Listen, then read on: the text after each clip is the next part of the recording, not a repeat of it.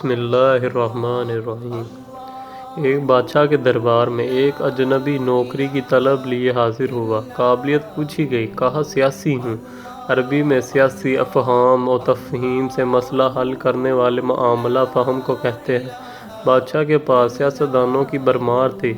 اسے حاض گوروں کے استبل کا انچارج بنا لیا جو حال میں ہی فوت ہو چکا تھا۔ چند دن بعد بادشاہ نے اسے اپنے سب سے مہنگے اور عزیز گورے کے متعلق دریافت کیا۔ اس نے کہا نسلی نہیں ہے۔ بادشاہ کو تعجب ہوا۔ اس نے جنگل سے سائس کو بلا کر دریافت کیا۔ اس نے بتایا گورا نسلی ہے لیکن اس کی پیدائش پر اس کی ماں مر گئی تھی۔ یہ ایک گائے کا دودھ پی کر اس کے ساتھ پلا ہے۔ مسئول کو بلایا گیا۔ تم کو کیسے پتا چلا اصیل نہیں ہے؟ اس نے کہا جب یہ گھاس کھاتا ہے تو گایوں کی طرح سر نیچے کر کے، جبکہ نسلی گورا گھاس منہ میں لے کر سر اٹھا لیتا ہے۔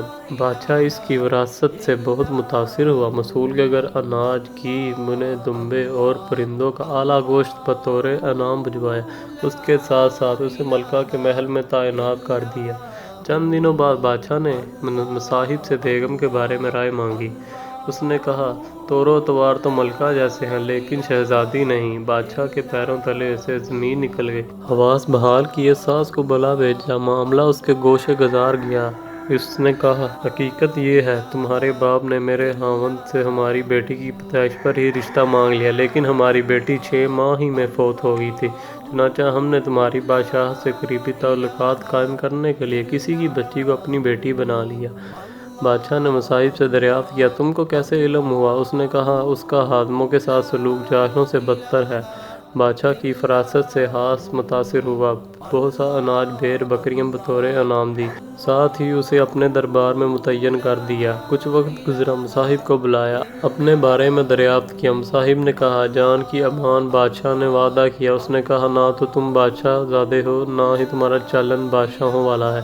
بادشاہ کو تاؤ آیا مگر جان کی امان دے چکا تھا۔ سیدھا والدہ کے محل میں پہنچا۔ والدہ نے کہا یہ سچ ہے تم ایک چرواہے کے بیٹے ہو، ہماری اولاد نہیں تھی تو تمہیں لے کر پالا۔ بادشاہ نے مصاحب کو بلایا، پوچھا بتا تجھے کیسے علم ہوا؟ اس نے کہا بادشاہ جب کسی کو انعام و کرام دیا کرتے ہیں تو ہیرے موتی جواہرات کی شکل میں دیتے ہیں، لیکن آپ بھیڑ بکریاں کھانے پینے کی چیزیں عنایت کرتے ہیں۔ یہ اصل ثواب بادشاہ زادے کا نہیں، کسی چرواہے کے بیٹے کا ہی ہوتا ہے۔ عادتیں نسلوں کا پتہ دیتی ہیں۔ عادات، اخلاق اور طرز عمل خون اور نسل دونوں کو پہچان کرا دیتی ہیں۔ اگر آپ کو ہماری ویڈیو اچھی لگی تو پلیز سبسکرائب اور لائک اور شیئر ضرور کریں۔ اللہ اللہ اللہ